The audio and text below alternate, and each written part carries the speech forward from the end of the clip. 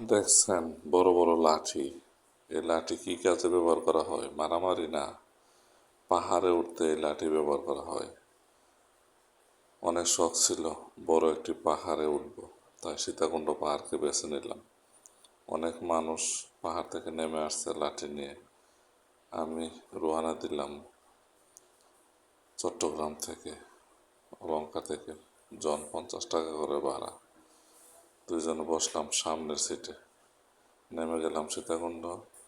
এখান থেকে একটা রিক্সা নিলাম 50 টাকা দিয়ে পাহাড় পর্যন্ত।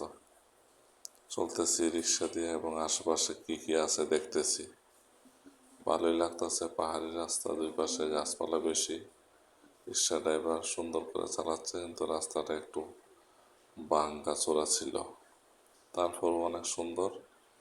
মনের মধ্যে কৌতূহল, পাহাড় কীরকম, পাহাড়ে উঠতে পারবো কিনা, দেখি কি বলে। রিক্সা ড্রাইভার বলতেছে যে এখান থেকে লাঠি কিনতে পারেন, একটা লাঠি 200 টাকা, ফেরত দিলে 30 টাকা রাখবে শুধু। আমরা শুরু করলাম অভিযান পাহাড় লাঠি ছাড়াই। চারিপাশে অনেক গাছপালা, পাতা শুকনো, অনেক লোক নামতেছে দেখা যাচ্ছে। অনেক রৌদ্র, খুব গরম। অভিযান শুরু করলাম। একটার পরে দেখি উঠে আবার নামতে পারি কিনা। ওই পাহাড়ের উপরে উঠতে হবে।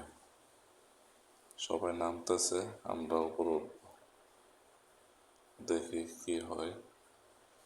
সবাই হয়রান, আস্তে আস্তে নামতেছে। ভয়ও লাগতেছে আমার, উঠতে পারবো কিনা। শুরু করলাম অভিযান লাঠি ছাড়াই। গাছপালা অনেক, সবার হাতে লাঠি। সামনের দিকে রাস্তা অনেক উপরে, পাহাড়ের অর্ধেক উঠে গেলাম। এখনো তো অভিযান শুরু হয় নাই।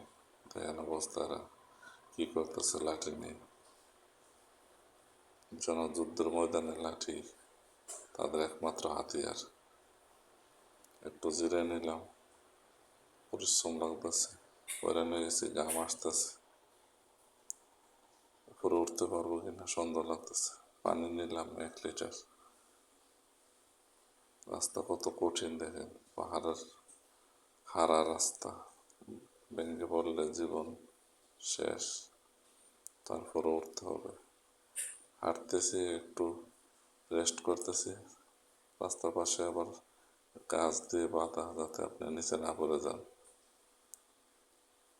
অনেক ভয়ঙ্কর রাস্তা, না দেখলে, কাছ থেকে না দেখলে উপলব্ধি করা যায় না। অনেক কঠিন রাস্তা। ছোট ভাইয়ের সাথে, তুমি উঠো আগে, আমি উঠবো পরে, দেখা যাক। অনেক অভিযান পরবর্তীতে আরো হবে।